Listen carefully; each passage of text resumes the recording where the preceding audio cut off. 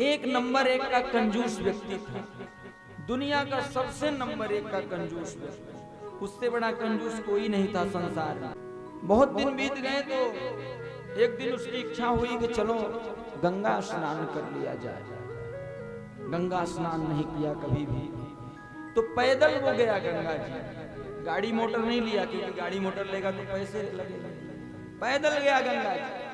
अब जब गंगा जी पहुंचा तो विचार किया कि अगर घाट पे स्नान करूंगा तो पंडा मिलेंगे, तो पंडा को कुछ न कुछ देना पड़ेगा। तो उसने ऐसा घाट चुना जहां पर मरघट, जहां लाशें जलती थी, कि यहाँ कोई नहीं आएगा, तो वहां चुपचाप डुबकी लगा लूंगा, निकल आऊंगा। भोलेनाथ ने विचार किया कि देखो इसको, इसके पास अपार वैभव है, इतना धन है, फिर भी ये इतना कंजूस है कि ये पंडा को देना न पड़े, इसलिए मरघट में आया है स्नान करने। भगवान ने कहा आज तो मैं इससे दान लेकर रहूंगा।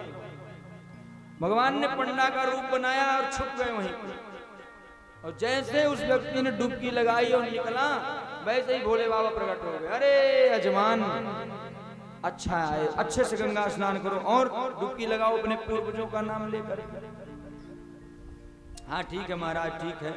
डुबकी लगा के बाहर आया तो बोले लो यजमान कुशा जल लो और संकल्प करो। बोले काहे का संकल्प? बोले हमारा घाट है, अब यहाँ कुछ न कुछ दान करो, इससे तुम्हारे सभी जो पूर्वज हैं उनका कल्याण होगा। तो बोले देखो महाराज, यहाँ तो हम कुछ लेकर नहीं आए, सोचा कि इनको किसी तरह से टाल दिया जाए। तो बोले नहीं, तुम लिखवा दो, हम घर आके ले लेंगे। बोले हाँ ये ठीक है, कितना लिख दूं? उसने कहा कि 1 डबल लिख लो, मतलब 1 पैसा। 1 पैसा। इतना बड़ा आदमी सोचा कि देना तो ये भी नहीं है, लेकिन चलो लिखवाना है तो 1 पैसा। जब नहीं देना है तो 1 करोड़ लिखवा दो ना, लेकिन नहीं, इतना कंजूस है कि उसने देना तो है नहीं, लेकिन फिर भी 1 पैसा लिखवाया। बोले बाबा ने लिख लिया। बोले चलो ठीक है।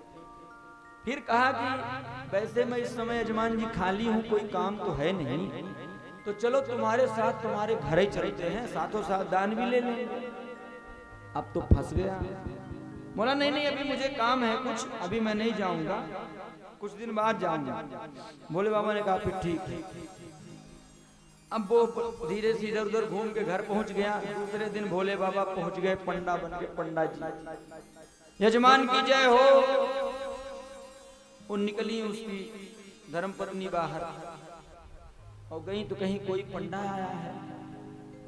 कहा बुलाइए यजमान जी को, उन्होंने दान लिखाया है, दान लेने में आया हूं। तो गई जब अंदर बताई तो बोली कि बोल दो जाके कि तबीयत खराब है, वो बुखार है, वो ठीक नहीं है, बाद में आना तो ले लेना। आई धर्मपत्नी बोली कि अभी तबीयत खराब है, गंगा स्नान करके आए हैं तो मलेरिया पकड़ लिया है, तो अभी बाद में आइएगा।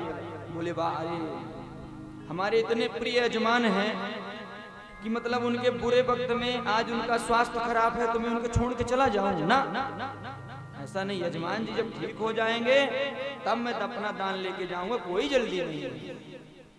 गई जब बताया तो ये खाएगा भी यहीं, इसको भोजन भी देना पड़ेगा, एक काम करो जाओ बोल दो कि मर गए। और रामदेव बाबा का योग करना जानता था तो सांस चढ़ा लिया, बोला बोल दो कि मर गए। अब वो सांस चढ़ा लिया, वो रोने लगी। गंगा स्नान करके आए, अभी तो ठीक थे, अचानक क्या हो गया, चले गए हमको छोड़ के। बोले बाबा तो सब जान रहे हैं। बोले क्या करोगी देवी, जो ईश्वर ने लिखा होगा वही होता है, उसको तो कोई टाल नहीं सकता। लेकिन यजमान जी हमारे बहुत प्रेमी थे, तो हमारा धर्म बनता है कि यजमान जी को ऐसे छोड़ के हम ना जाएं। अब यजमान जी का अंतिम संस्कार करवा के ही हम जाएंगे। अब तो फंस गया, लेकिन वो सांस बंद करके पड़ा है कि मैं दान तो नहीं दूंगा चाहे कुछ हो जाए। गांव वाले आए, स्नेही बनाया, उसमें लिटाया, ले गए चिता पे लिटा दिया। आग जलने लगी, उसके पुत्र ने बनाया कि अब जलाया जाए, पिताजी को सब रो रहे हैं। भोले बाबा ने कहा कि अभी ठहरो, मैं एक मंत्र बोलूंगा, ये हमारे बहुत प्रिय यजमान हैं, मैं मंत्र बोलूंगा इनके कान में, फिर उसके बाद अग्नि देना। गए कान में कहा कि काम करो, मैं जानता हूं कि तुम नाटक कर रहे हो, मेरा दान दे दो, नहीं तो अभी मैं फूंकवा दूंगा, मैंने जहां कहा है तुम्हें फूंक देंगे।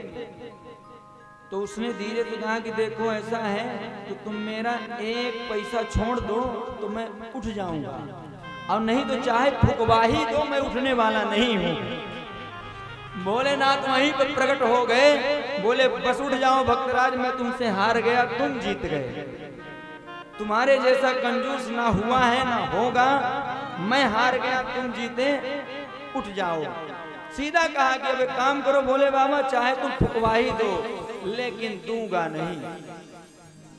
जान जाए, चमड़ी जाए लेकिन दमड़ी न जाए।